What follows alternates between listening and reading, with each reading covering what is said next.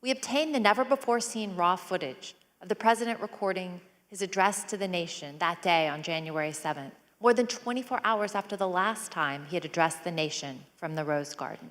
Let's take a look. Whenever you're ready, sir.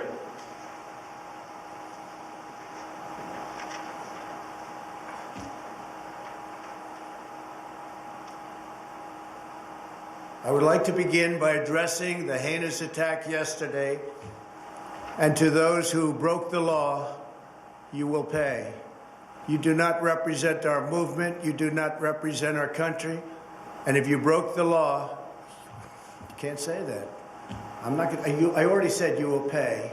The demonstrators who infiltrated the Capitol have defied the seat of justice. It's defiled, right? See, I can't see it very well. Okay, I'll do this. I'm going to do this. Let's go. But this election is now over.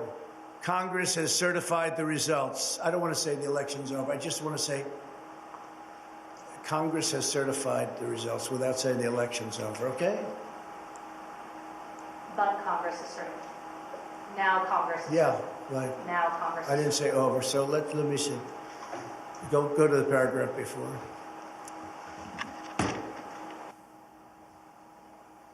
Okay? I would like to begin by addressing the heinous attack yesterday. Yesterday is a hard word for me. Just take it out. The heinous Say attack. heinous attack on our history. Good. Take the word yesterday, because it doesn't work with the heinous attack on our country. Say on our country. Want to say that? No, keep it. My only goal was to ensure the integrity of the vote. My only goal was to ensure the integrity of the vote. On January 7th, one day after he incited an insurrection based on a lie, President Trump still could not say that the election was over. Well, you just summed it up. When you look at the details, seeing then President Trump the day after trying to give a speech, taping a speech, and the outtakes, things that he was being asked to say and wouldn't say, were so telling. In particular, the biggest is, I don't want to say the election is over. I want to say Congress certified. And the point that they made on the panel is, to this day, he has not acknowledged that the election was never mind free or fair. To this day, he's saying it is fraudulent. But seeing those moments were so telling. So powerful. Chris Wallace, we saw outtakes from President Trump's speech on January 7th that Dana was just referring to.